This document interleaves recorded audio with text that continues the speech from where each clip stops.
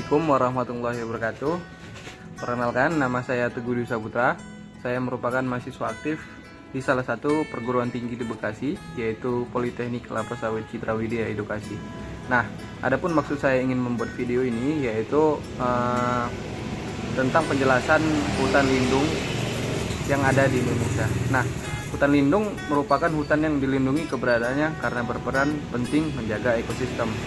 Kawasan hutan ditetapkan sebagai hutan lindung karena berfungsi sebagai penyedia cadangan air, penahan erosi, sebagai paru-paru kota, ataupun fungsi-fungsi lainnya. Namun, keberadaan hutan tersebut tidak termasuk dalam kawasan hutan konservasi yang dikelola oleh pemerintah. Agar terhindar dari kerusakan, maka keberadaan hutan tersebut harus dilindungi. Hutan lindung bisa berada di tengah lokasi produksi, hutan adat, hutan rakyat, atau di daerah yang berbatasan dengan pemukiman ataupun perkotaan.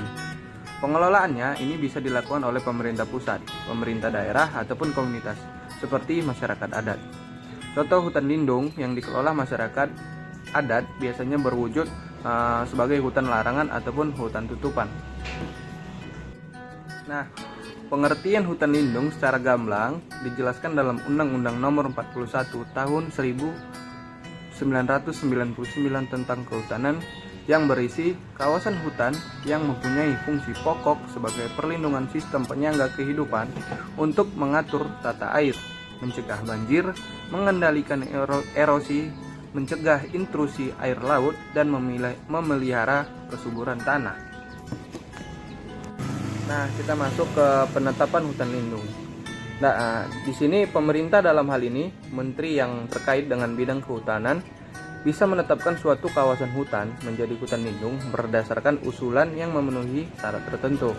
Penetapannya diatur secara teknis dalam keputusan menteri. Peraturan tersebut mengatur metode scoring dalam menentukan kawasan hutan. Terdapat 3 faktor utama dalam menentukan scoring, yaitu diantaranya adalah kemiringan lahan, kepekaan terhadap erosi, dan intensitas curah hujan di daerah terkait.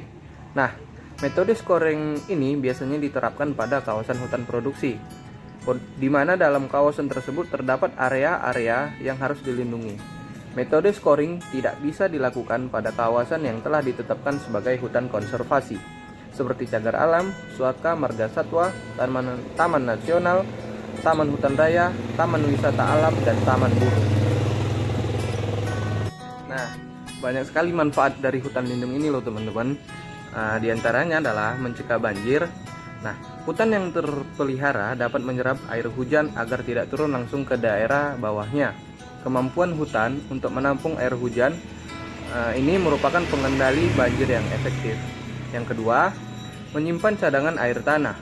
Selain mengendalikan banjir, hutan juga bermanfaat untuk menyimpan cadangan air tanah. Cadangan air tersebut bisa digunakan ketika musim kemarau, sehingga penduduk sekitar hutan terhindar dari bencana kekeringan.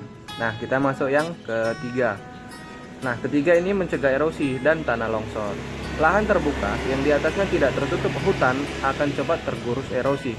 Erosi akan mendangkalkan sungai-sungai yang ada di bawahnya.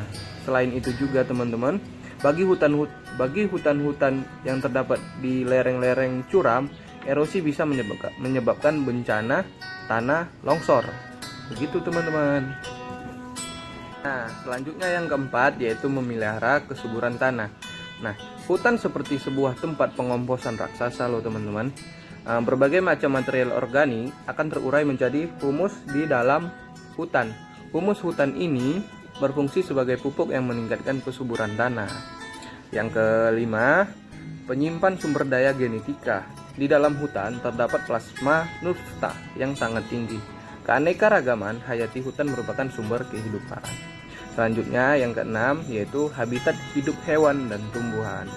Hutan yang baik bisa melindungi satwa dan tumbuhan yang ada di dalamnya seperti binatang-binatang buas. Selanjutnya yaitu tempat pendidikan dan laboratorium alam, juga bisa menjadi tempat pendidikan, penelitian ilmiah untuk pengembangan ilmu pengetahuan dan laboratorium alam. Nah, kita masuk ke contoh hutan lindung di Indonesia. Saat ini, kawasan hutan di Indonesia mencapai 129 juta hektar. kawasan hutan tersebut terbagi ke dalam hutan konservasi seluas 27 hektar, hutan lindung 30 juta hektar, dan sisanya hutan produksi. Nah, kawasan hutan lindung tersebar di berbagai pulau di Indonesia.